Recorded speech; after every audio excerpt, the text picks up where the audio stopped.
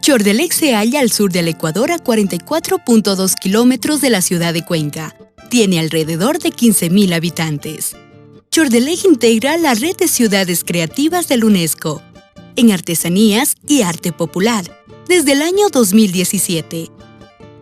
Gracias a los saberes anónimos, colectivos y de tradición de los artesanos y artesanas de orfebrería, cerámica, tejido de paja toquilla y calzado, que se combinan entre la cultura, la arqueología e identidad artesanal, con la modernidad y desarrollo de su gente. Callao. Callao, ubicada al noreste de Chordelec, en antaño fue un punto de importancia política y religiosa de la cultura cañari. Las lomas de Callao, Yaver, Ximpirqui y Chaurixín se consideraron lomas sagradas por la civilización cañari. A la fecha, Callao es uno de los 19 barrios que conforman la cabecera cantonal y es considerado uno de los puntos en donde se forjaron los primeros talleres artesanales de la orfebrería de la ciudad. El sector se encuentra ubicado al ingreso de Chordelec y está atravesado por la vía E40, que conecta la ciudad de Cuenca con Chordelec, que se construyó en el año de 1935 y tiene una topografía irregular que realza el paisaje andino. La loma de Callao, ubicada a 2.345 metros sobre el nivel del mar, es el atractivo del barrio, ubicada a poca distancia del área arqueológica de Yaver. En la cúspide de la loma se emplaza una capilla edificada entre los años 1935 a 1945, que cobija la historia de las tradicionales celebraciones religiosas y culturales. Una escalinata de acceso en piedra rústica, adecentada en 1993. Una cancha de uso múltiple, construida entre los años 1993 a 1995. Espacios verdes, una zona considerada como un mirador del sector, y una vía periurbana emplazada en el año 2017. La zona de la loma de Callao se caracteriza por la presencia de vegetación arbórea y arbustiva. Los moradores en torno a la vía se dedican a actividades artesanales, vinculadas a la pintura, escultura y orfebrería, y actividades agrícolas, actividades deportivas y recreacionales. El uso que sus moradores, habitantes de Chordelec, visitantes y turistas, otorgan a la vía es principalmente de acceso a sus viviendas y recreación deportiva, fines religiosos, culturales y como atractivo turístico respectivamente. Callao es un punto estratégico para seguir destacando, rescatando, conservando, potenciando y posicionando el valor histórico, cultural, turístico, material e inmaterial de Chordelec. Descúbrelo. Mi nombre es Saúl Jara, pertenezco aquí al barrio de Callao, aquí nací, mis padres son Gilberto Jara y Sarbelia Villavicencio. Bueno, para hablar un poco de la historia de aquí del sector de Callao, empecemos por algo pequeñito, por ejemplo, un recuerdo que llevo de mi niñez con el padre José María Vargas. Alguna vez conversé con él y le preguntaba con una inocencia de niño, le decía que qué significaba Callao y él lo que supo afirmarme es que la palabra cacha significaba espino, pero que de lao no estaba muy seguro qué significaba lao, tal vez nido, asentamiento, no sé, entonces podría ser un nido de espinas o un asentamiento de espinas por la circunstancia de que este sector era con muchísimas pencas, exageradamente era un lugar lleno de pencas. Ya. Bueno, en la loma de Callao, hasta donde yo tengo conocimiento por herencia verbal, podríamos decirlo así, ¿no? Contado por mi abuelito, de que en esta loma, por ejemplo, estaba asentado por una familia Arévalo, una familia Peláez, familia Fajardo, de un sector de acá de una señora Zoila Fajardo, familia de los que descienden ahorita la familia González, por parte de mis papás también, de mi abuelita, por Peláez, por parte de mi abuelito David Jara, él hizo una compra a un señor Antonio Arévalo también, que era dueño de aquí de la loma. Entonces creo que en su gran mayoría de aquí, este asentamiento de aquí de Callao, específicamente la loma, es de la familia Peláez Arévalo. ¿no? Entonces luego ellos como herederos se dividieron y como hay una afinidad y de consanguinidad también con otras familias que al parecer no tuvieran nada en común, pero sin embargo son familia por el segundo apellido, por alguna razón, o sea, son familias, entonces es de una sola familia la loma de Cayalao. Bueno, yo creo que más bien se podría iniciar que la actitud de la gente más bien hizo que se haga aquí la capilla, ¿no? Por esa unidad que había en la gente y esa necesidad de encontrar un espacio en donde poder compartir ese misticismo que ellos tenían, ¿no? Un encuentro espiritual de hermanos entre la gente del barrio, que ya digo, de una u otra manera también son familias. Entonces encontraron el lugar ideal en donde concentrarse y justamente pues patrocinado por mi abuelita que donó el terreno para que se haga aquí esta capilla y la plaza. Entonces creo que es la motivación más grande cuando hay alguien que se desprenda de algo de él y diga, bueno, aquí está, construyamos aquí. Creo que esa es la piedra angular para que se den las cosas, ¿no es cierto?, para levantar el edificio. Bueno, sí, se podría tomar por ese lado, pero también hablemos en la forma de pensar de nuestros ancestros, también hablemos como estratégicos, ¿no? Lugares estratégicos para sobrevivir a las embestidas de las comunas que vivían en otro lado, siempre no tenían acuerdos entre ellos, habían problemas.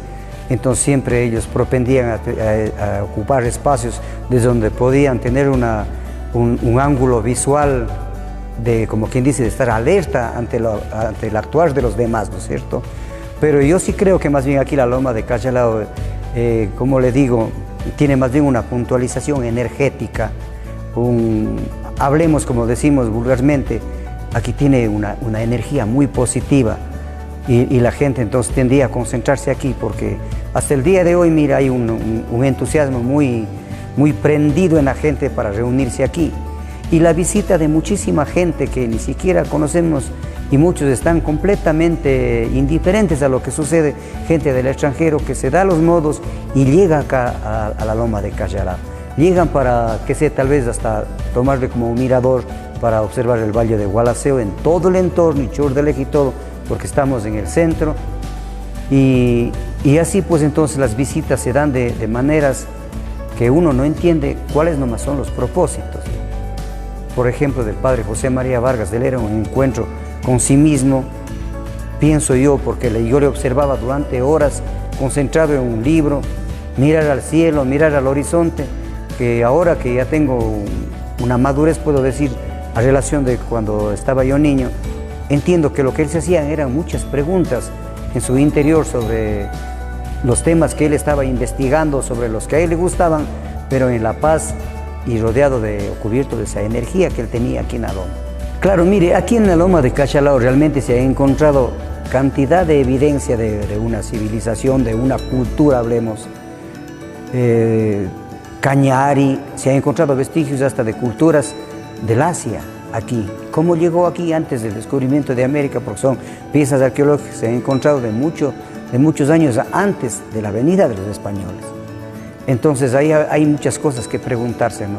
Y por ejemplo, ante la duda de alguien sobre el tema, hasta el día de hoy pueden encontrar pedazos de cerámicas que datan de muchísimos años, de 500, 600 años y mucho más antes, en la composición de la cerámica, en el cocido de la cerámica, que es muy normal aquí encontrar vestigios de esos. En cerámica sí, podemos decir que aquí nosotros vivimos pisando vestigios todo el tiempo. Sí, bueno, realmente lo que yo podría aportar sobre el conocimiento de aquí de la iglesia es en base justamente a la transmisión vía verbal, ¿no?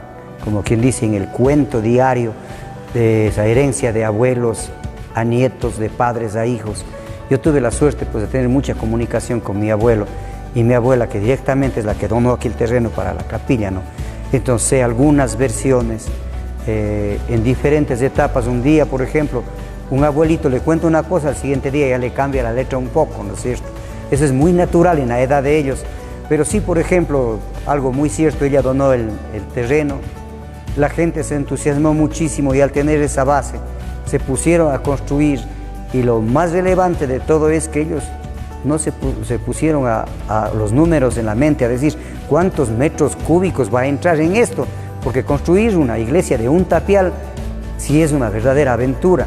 Entonces ahí ponernos a calcular en el tiempo, y no solo en el tiempo por la estructura misma de realización, sino en el tiempo también que le pertenecía a cada ciudadano, que tenían que robarse un espacio de su trabajo para también contribuir en la construcción, ¿no es cierto? Entonces ahí es muy difícil el cálculo, pero se fue levantando poco a poco y como decían aquí algunos hermanos de nosotros, algunos vecinos y todo, pues se hicieron por etapas. Algunos se acuerdan cuando hicieron los balcones, otros cuando colocaron las campanas o cuando pusieron el campanario, otros cuando pusieron la puerta. Yo a mi edad lo que recuerdo es cuando hicieron esta parte ya del entablado, porque esto era de tierra. Se asistía aquí a las misitas, a las reuniones en un lugar solo de tierra. Los tapiales todavía rupestres, o sea, no tenían el famoso revocado que se llama, ¿no?, para darle un terminado bonito. Entonces, y luego vi también cómo arreglaron ya las paredes, les fueron dejando mejor. Otro síndico, me acuerdo el primer síndico, el que hizo aquí el piso de madera, el entablado, en la sindicatura de don Cristóbal Palomeque. Luego en la sindicatura de don Julio Urdiales se hizo la otra parte. Y era gente muy entusiasta, pero motivados de una fe profunda, que como la quiera llamar cualquier persona sobre el tema de la fe, pero la que ellos tenían era profunda y por eso dedicaban su espacio para poder entregarle al servicio de la comunidad. Ya, bueno, la capilla, el material, el tapial, creo que es sacado de aquí mismo, de los alrededores de la tierra, ¿no? Creo que, claro, los alrededores, y creo que lo más de acá, de la parte de acá, ahí está justamente esa tierra, hasta ahora tiene esa misma composición de lo que es hecho el tapial. Y con la madera, son maderas de eucalipto. Creo que tradicionalmente, si hablamos de unos 100 años, de 50, de 80, todo ese tiempo se trabajó con eucalipto, especialmente porque es una madera de nuestra zona. Y no creo que podría ser, no creo que haya mezcla de algo más aquí. Y en los techos con carrizo, hecho tejidos de carrizos para soportes de la teja, que también que es cerámica cocida. Claro, nuestra misma gente pues ha estado siempre al servicio de la comunidad, colaborando. Usted sabe que Chordeleje es una ciudad privilegiada de artesanos, y ellos pues siempre han estado poniendo lo mejor de ellos cuando se trata de la iglesia, en apoyarnos. Por ejemplo, las puertas, según tengo entendido, le hizo el señor Antonio Arévalo. Él era un carpintero que ya manejaba lo que era el torno, obviamente en esos tiempos con esas ruedas de madera mismo y todo, nada de la tecnología que tenemos ahora, pero en todo caso muy útil y como le digo, y para que ellos puedan trabajar, en su momento fue lo mejor que tenían. Sí, bueno, yo creo que la actitud de las personas en la antigüedad, podríamos decir así, si es que cabe la palabra, si hablamos de la época de mis abuelitos, en ese tiempo ellos tenían una forma de desprendimiento mayor al de ahora. Ahora tenemos otra forma de pensar, no sé si sea mezquina o por la situación que se vive, pero en ese tiempo ellos eran una gente muy desprendida. Si tenían que aportar algo en la comunidad para el desarrollo de la comunidad, ellos lo hacían. Entonces, por ejemplo, mi abuela, después de regalar aquí el terreno, donar, hablemos más bien, para que se haga la capilla, cuando la capilla había estado ya construida, en su parte ya podía ser útil de alguna manera, ella misma dona a San Antonio y a Santa Teresa y la Virgen de la Soledad. Entonces, mire, para poder ellos promocionar como se dice, o incentivar a la fe, a la gente, al recogimiento, como decían ellos en esa época, era la palabra que ellos tenían, al recogimiento ante Dios. Entonces ellos se desprendían y no escatimaban esfuerzo en dar algo de sí, de lo que ellos creían también, ¿no? Porque de pronto mi abuela, ella creía en San Antonio y Santa Teresa, pero a lo mejor la gente eso no les importaba mucho. Pero entonces ellos inculcaban de esa manera, encaminaban a la gente a la fe, y la mejor forma de inculcar a la fe de ellos en ese tiempo era siendo desprendidos de las cosas. Con bienes y personas llamaban ellos en ese tiempo. La gente apostaba con bienes y personas, ese era el tema. Bueno, de la cruz no tengo mucho, como le digo, muy ciertas las fechas o las épocas de cómo fue, si fue en la misma época de la capilla o años después. Lo que sí recuerdo es que un poco comentaban sobre las misiones, venían los padres misioneros a dar conferencias aquí en esa época, ellos les llamaban vamos a los ejercicios, y específicamente venían en la Semana Santa, creo, si no estoy mal, por la época de la Semana Santa. Y la cruz entonces también elaborada por don Antonio Arévalo, esa permanecía, según cuenta aquí Manuelito Peláez, en la esquina de la plaza.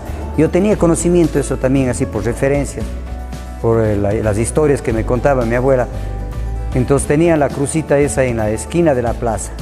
Ahí tenían para en el mes de mayo venir a rezar, hacer la fiesta del mes de mayo, en donde también tenían su tradición, unas tradiciones medio raras, pero todo era motivado o mejor dicho, un pretexto con tal de permanecer ese día junto a la cruz, ¿no? Bueno, sabe que ya lo que es contemporáneo con las nuevas generaciones, tenemos un grupo de jóvenes que están hecho cargo al frente de esto de lo que es la capilla, lo pastoral, y creo que tienen una comunicación muy profunda con nuestros veteranos, abuelos, con los pioneros de la iglesia y de la fe aquí en nuestro barrio, diría, ¿no? Porque yo que les miro y les veo cómo trabajan ahora, tienen ese mismo entusiasmo, esa misma entrega, porque usted sabe que el servicio en la comunidad, cuando es a través de la pastoral, es a cambio de nada. Es solamente un corazón limpio, una mente completamente abierta al servicio. Y así, bueno, como siempre las personas cuando están involucrados en la fe, pues manifiestan de acuerdo a su posibilidad de manifestar. Yo creo de esta manera, con una estampa, yo creo de esta otra forma, yo creo un Dios que veo en una ilustración, o yo creo un Dios lleno de energía que está en mi mente, ¿no? Entonces en eso, por ejemplo, no podría entrar en detalles de qué es lo que pensó cada persona cuando colaboró con tal de que, o sea, como quien diga, se dice, hacerse presentes en el barrio. Estamos presentes, estamos haciendo acción con tal que este lugar de energía espiritual pues continúa hacia adelante, ¿no es cierto? Entonces la construcción de aquí del altar para hacer el sagrario, el pretexto era hacer el sagrario, había que manifestar algo que comunique mucho con la espiritualidad y que más representarle con un cáliz y unas alas, ¿no? Las alas que es la representación de la libertad, de la luz, de los seres que nos pusieron o nos programaron desde niños y desde siempre como seres que venían del espacio, seres angelicales, ¿no? Y se les representaba con las alas. Entonces esa es la motivación a representarlas, pero unas alas pegadas a la tierra, no en el aire volando, sino unas alas pegadas a la tierra, lo que le ata lo divino con lo terrenal, y el cáliz que es el eslabón mediante el cual nuestro compromiso nos ata con la espiritualidad, con el propósito que tenemos aquí en la tierra, para alcanzar una mejor dimensión o para poder caminar en ascenso y no permanecer vendados. O sea, esa es la idea del altar.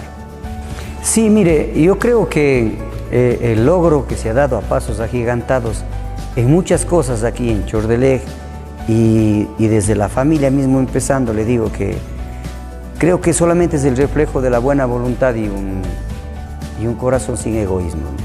Porque, por ejemplo, si hablamos del desprendimiento de la artesanía en Chordelej, pues nace justamente de un hijo de Sara Peláez y David Jara, ¿no es cierto? Y él, a su vez, riega la rama de la joyería y enseña a todo el mundo. Y a cambio de nada, pues porque no es una gente que en su tiempo se puso en la escuela y tanto vale la academia, ¿no es cierto? Entonces se desarrolló de esa forma, ¿no? Entonces como que tuvieron buena escuela. ¿Cuál fue la escuela? Pues la abuela, que a ver, vamos a donar para hacer la capilla, y vamos a sacar un tanto por ciento de aquí de lo que trabajamos para darles para una chicha o para una comida. O sea, la gente era completamente desprendida, y cuando se desciende de un así árbol, creo que hasta los últimos tiempos eso queda como una herencia, porque en particular le cuento que cuando me tocó a mí construir el altar, justamente yo lo hice por puro tributo a la voluntad de mi abuela. El altarcito estaba así medio entre que sí, que no, que más o menos en presentación. Yo dije, no, si aquí levantó la iglesia mi abuela donando el terreno, luego ellos también trabajaron en las mingas y muchos de los familiares, pues es hora de continuar con ese legado, con esa herencia, pues yo voy a hacer el altar, ¿no? Entonces es parte de, ya digo, de un tributo al recuerdo de mis abuelos, esta cuestión. Entonces creo que esa es la gente de Callao, esa es nuestra gente, gente comprometida con todo el mundo. Aquí, por ejemplo, se ve a la gente que es muy voluntariosa. Ahora mismo a mí me sorprende mucho ver, ya digo, a la nueva generación que está a cargo de la iglesia, a la gente que asiste, todos tienen una voluntad increíble. Entonces, sí me atrevería a decir que este lugar aquí sí es un lugar energético.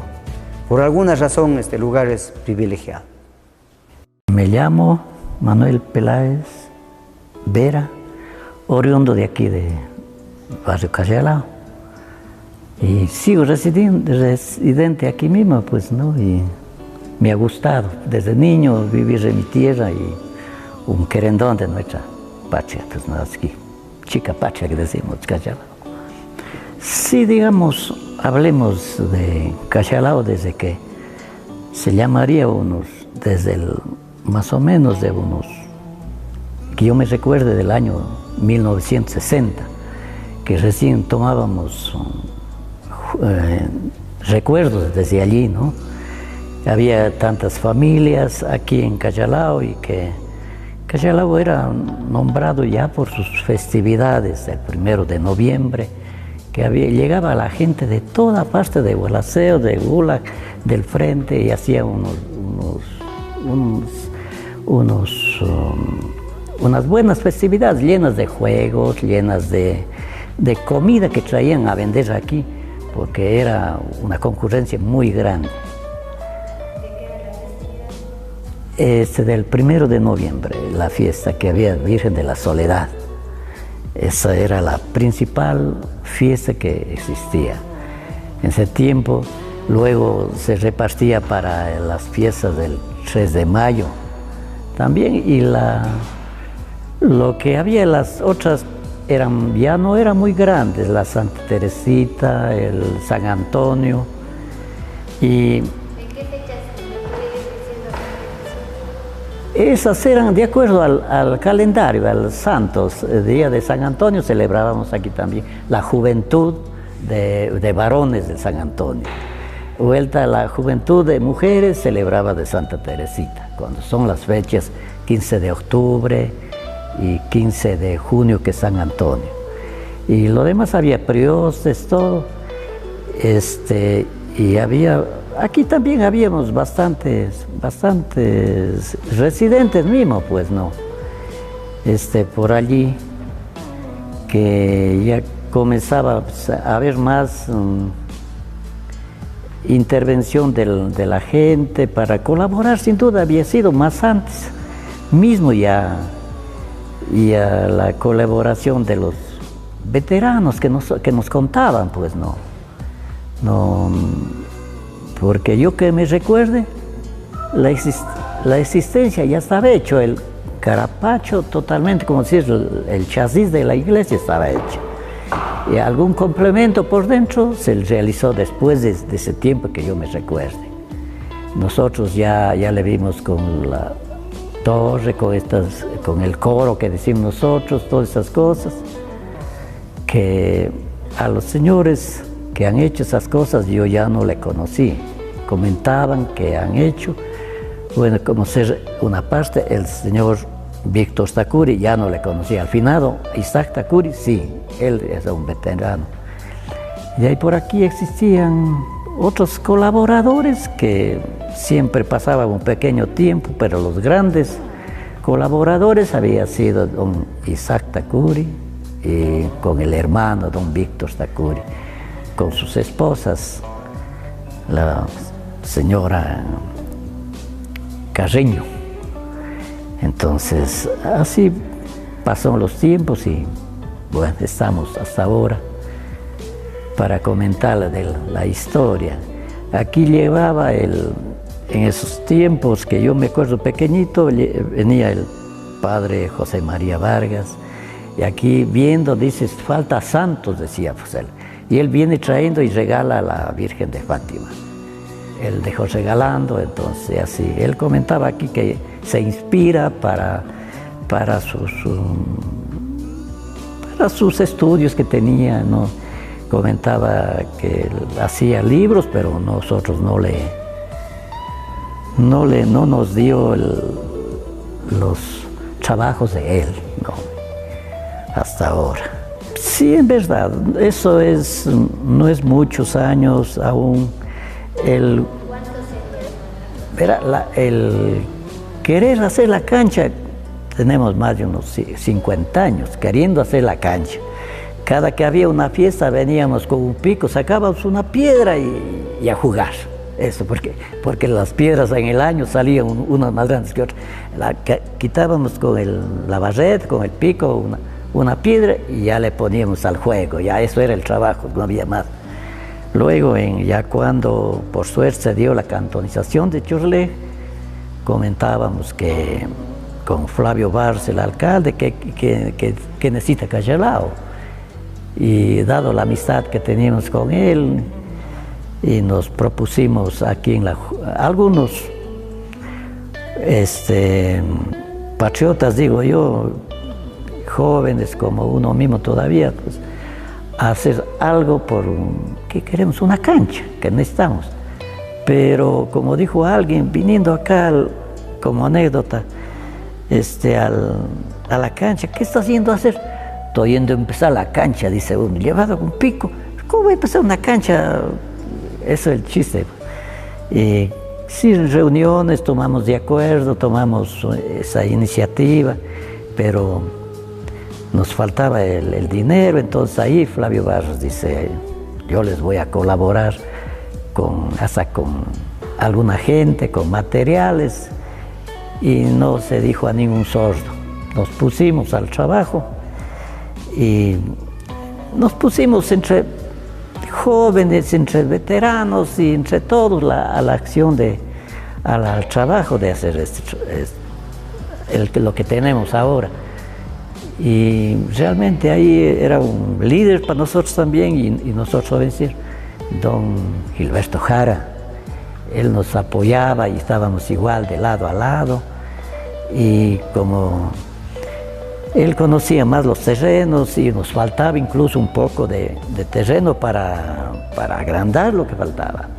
Entonces ahí es de tal fulano, dice, vamos a pedir para completar la dimensión de la cancha, y ahí estábamos dándoles para que salimos adelante. Ya al último estábamos ya desmayándonos, pero salimos adelante gracias al alcalde y a toda la gente que aquí colaboró. Era muy bonito ver esa unidad de mujeres dando la comida, haciendo su comidita, los varones trabajando ahí, y nos faltaba gente y hubo la colaboración del señor Nicanor Peláez también, que vino trayendo gente de allá, de mi hermano, ¿no? De allá del otro lado, y entonces las mingas eran fuertes por tanto material de cargar de abajo. Y también nos dio algunos trabajadores del municipio, porque era cargar, dése cuenta de la cartera, cargar cemento, cargar tanta arena. Era un trabajo muy, muy duro, pero se realizó, y hoy para que tengamos ese bonito, y quisiera que se mantenga renovando, haciendo sus refacciones, ojalá que se pueda hacer alguna cosita mejor todavía. La juventud nueva tiene otras ideas, que venga gente así, es muy lindo, muy lindo. Hoy tenemos unos buenos muchachos aquí muy interesados en que no se muere ese gusto de hacer algo. Cada año dice, no, este año vamos a hacer tal cosa, el otro año no hemos hecho nada, este año vamos a hacer, o si han hecho algo, este año vamos a mejorar. Y es bueno, es muy bonito, oiga. Tenemos una gente querendona en nuestra tierra. La cancha está hecha en el año 93. Hablemos de los comienzos del 93. Por ahí ya empezábamos a dar los primeros pasos. Esa cancha tiene una duración, si quieres, unos 2 años, algo así, hasta quizás poner el cerramiento de malla que nos faltaba, así. Sí, duró unos 2 años en la confección de esa canchita. Yo creo que como todas las cosas que se fabrica, se hace, se confecciona, es con un propósito. Y el propósito ha sido siempre dar una comodidad a la niñez, a la juventud, y que ha sido muy bien usada porque se ve el uso. Hay muchachos que vienen de otros lados, vienen a hacer campeonatos. Aquí mismo la gente no tiene otro lugar donde hacer deporte, viene a dar una vuelta, si quiere llevar a sus pequeños grupos, juegan de algo y ha servido bastante esta canchita. Le agradecemos porque nos sigue sirviendo, que nos ha dado un recapeo. Está muy linda la cancha hasta ahora. Digamos, la escalinata, terminamos la cancha y nosotros, como decir, ya estábamos bastante cansados, pero había que culminar con la bajada porque no había otra entrada, ¿no? Entonces ahí comentando aquí con la familia Jaritas, dice, vamos todavía, me acuerdo con don Pepito Jara, dice, vamos a hacer todavía la cancha, digamos la escalinata, ya terminamos la cancha y vamos hacia abajo. Poco a poco cogió él unos 2 trabajadores, nosotros hacíamos una minga así para recoger la piedra, para hacer algo y ayudar en algo, y él se puso con algunos 2 o 3 a bajar una sola hacia la carretera con ese empedrado, ¿no? Y cada día se veía más bonito porque era demasiado feo, ¿no? Y eso quisiera que se conserve, pues, porque eso, como para nosotros, no es un patrimonio, pero es un gusto tenerlo mejorado cada día, porque parece que está destruyéndose mucho, ¿no? Entonces quisiera, eso no se trata ya de mingas, eso se trata ya de hacer una persona que sea propiamente, que esté dedicado a ese trabajo, porque una minga hacemos, un ratito hacemos un montón de cosas, pero ya un profesional que venga a hacer, quisiera tenerlo nuevamente mejorado, esa escalinata. Oiga, cada día se presentaban cosas nuevas, cosas extrañas. Estábamos, me acuerdo, poniendo los postes que nos costaba tanto, jalar los postes postes de cemento grandes. Y ya colocando el último poste, creo que era, y se nos va el poste. Oiga, que temblábamos de miedo de que va a aplastar alguno. Oiga, nos quedó un recuerdo muy fuerte, pero al mismo tiempo con mucha felicidad que no cayó en ninguno. Ya el poste ha parado la cuenta y nos cae. Ya nos recordamos siempre, pero recordar como una anécdota que no nos pasó nada, siquiera, no. Esto caía para el otro lado, nos mataba, pero no pasó nada. Son cositas que recuerdo ahorita, digamos, y tantas que ha existido, oiga. Y sería de recordar otro día.